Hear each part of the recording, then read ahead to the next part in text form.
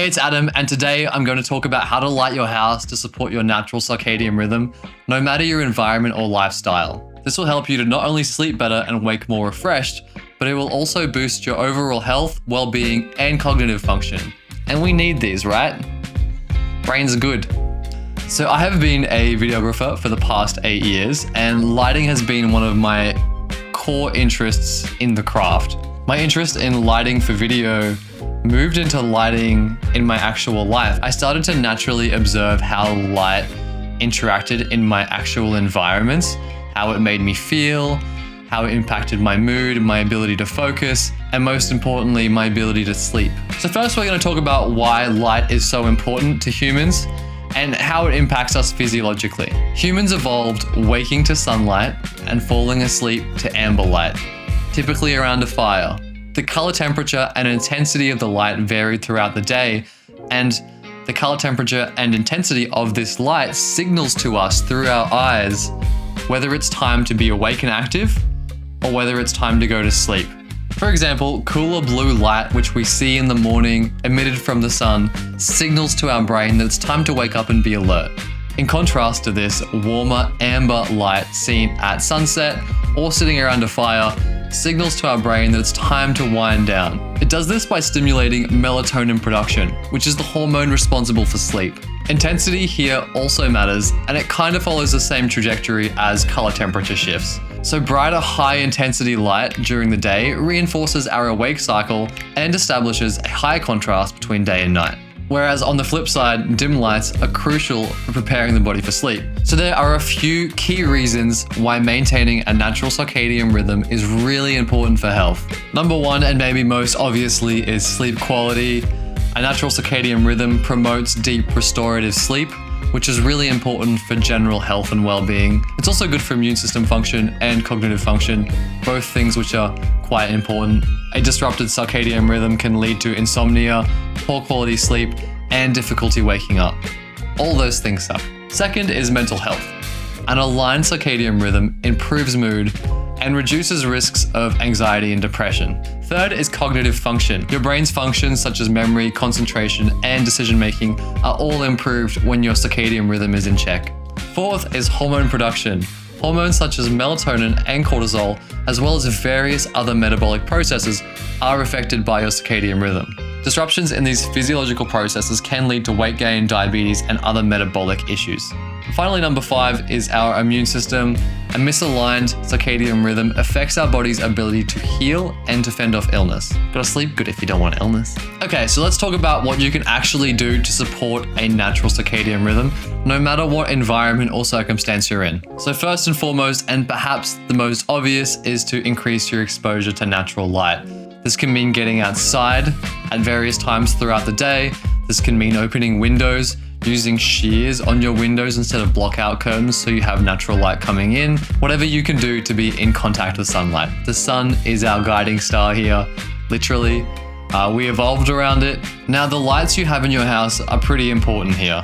So firstly, we're going to talk about the color temperature of the lights, then also the quality of the lights. During the day, if you don't have natural sunlight, you want lights that are going to be as close as possible to daylight. So you want lights that are a daylight color temperature, which is around 5600 Kelvin. At nighttime, you want much warmer lights, around 2,000 to 3,000 Kelvin. So what you can do here is change the built-in lights in your house, the ones connected to all the switches, to bright daylight bulbs. Once the sun has gone down, you're going to want to switch to warm colored lamps. I like lamps at night. I think they fill spaces nicely, and I kind of think of them as similar to a fire in a way. It's not a high light source, it's a low glowing light source. And for some reason, it just makes me super sleepy. The second point is the quality of the lights. So artificial lights are rated based on their CRI. CRI is the color rendering index. So for example, the sun has a CRI of 100. It produces all of the light of the visible color spectrum. Older tungsten style lights also have a CRI of 100, and so do halogen globes. Most LED bulbs, especially the cheap ones, have a CRI of around 80. You can find better ones. You're really looking for something with 90 and above. And why this is important is because poor quality lights don't always stimulate the physiological processes. See, there's receptors in our eyes, and they pick up on the wavelengths of light, specifically the blue light required to wake us up and make us alert. And if a light has a CRI of 80, it may not be producing all of the light required to stimulate those physiological processes. So if you can, looking for lights that have a high CRI is really good. In these little lamps, because they have such small globes, I always just use halogen globes. They don't use a lot of power and they're pretty cheap. So far, I've discussed some very basic manual ways of adjusting lighting in your house.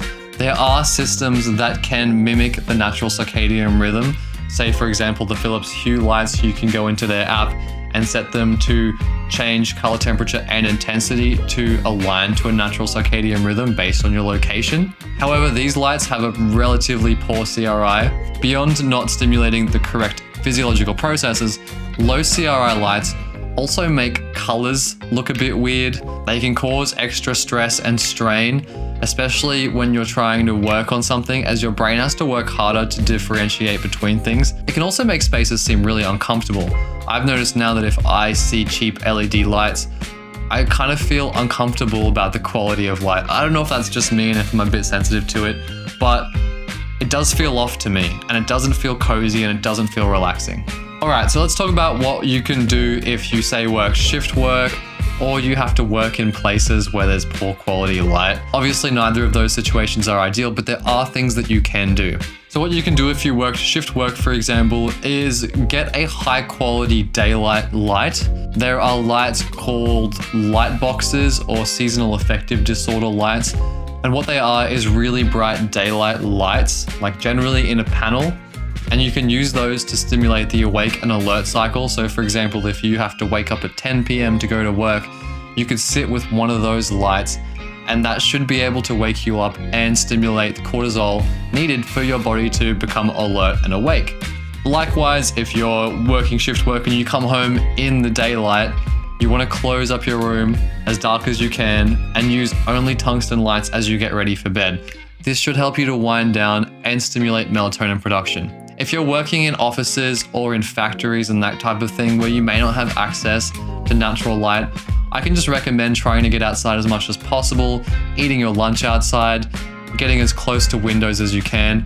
There's probably not much you can do in these kinds of spaces, but you can do things around it to help support your natural circadian rhythm as best possible. The last really important point I'm going to make here is screens. I don't know what Androids are like, but I know on my iPhone and my MacBook, I have a night shift setting, which makes the screens produce less blue light.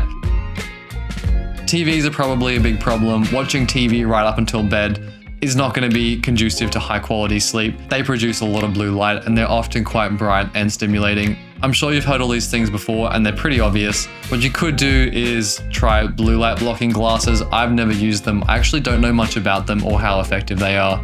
Maybe someone could chime in on those here. But I would really just recommend not watching TV before bed, like read a book, do some writing, stretch, I don't know, do something else. You'll sleep much better. I hope that you're able to put these tips into practice. Knowing them is one thing, but actually doing them is another, and these really aren't that hard, nor do they cost a lot. So it's worth doing. Go out, buy the right bulbs, buy some lamps. It's a good time. I love lamps. I have so many lamps. They're cheap lamps, but they don't have to be the nicest lamps. Just put some high quality dim bulbs in them, especially for night, and get some nice bulbs for your house. It's a worthy investment, and it does make your house feel a lot nicer during the day and at night. Man, I love how cozy lamps make me feel at night. I'm getting a little weird about lamps here now, but I can't believe how many people's houses I go to and see them just with down lights blaring until they go to bed. No wonder they can't sleep. Get some lamps. You won't regret it.